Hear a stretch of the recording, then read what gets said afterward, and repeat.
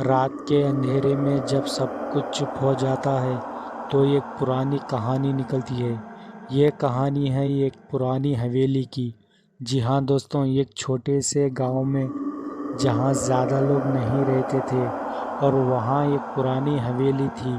और उस हवेली की कहानी हर कोई जानता था और सभी उस हवेली से दूर रहने की कोशिश करते थे। लोगों के कहने के मुताबिक हवेली में एक भटकती आत्मा थी जो रात के समय निकलकर सबको उड़ा देती थी। और एक रात की बात है कि रवि और नीता ने, जो नए नए शादीशुदा थे, और उन्होंने अचानक हवेली में जाने का फैसला कर लिया।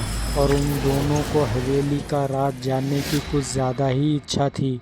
हवेली के अंदर बेल की आवाज़ें सुनाई दे रही थी और अंधेरा भी छाया हुआ था।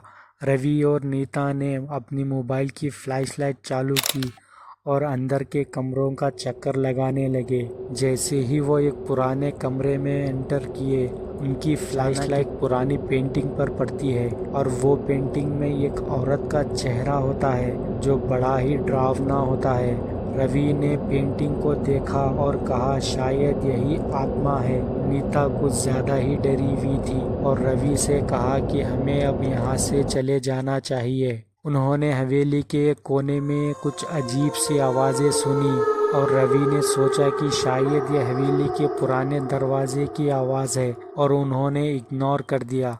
लेकिन जैसे ही वो कमरे से बाहर आने लगे और अचानक नीता को कुछ ऐसा महसूस हुआ कि किसी ने उसके हाथ को पकड़ लिया हो। और फिर नीता ने चिल्लाना शुरू किया और रवि ने तुरंत फ्लैशलाइट को वापस पॉइंट किया और उसके सामने एक डरावना शख्स था जो पुराने कपड़े पहना था और उसके चेहरे पर खून लगा हुआ था। और रवि ने देखा कि वो आत्मा उनकी तरफ बड़ी ही तेजी से बढ़ रही है। और जब दोनों हवेली से भाग रहे थे तो उन्होंने देखा कि हवेली का हर दरवाज़ा अचानक अपने आप बंद हो रहा है और हवेली के एक एक दरवाजे से बड़ी भयानक आवाज़ें आ रही है।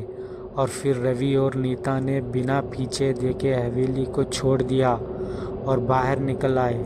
और फिर सुबह होने तक दोनों बाहर ही थे और हवेली के आसपास भी नहीं गए।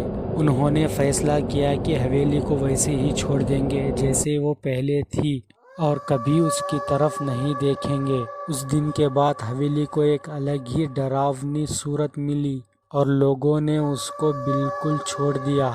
और आज भी जो भी उस हवेली के आसपास से गुजरता है तो उसको एक अजीब सी आवाज़ें सुनाई देती है, जैसे कि कोई मदद के लिए पुकार रहा हो।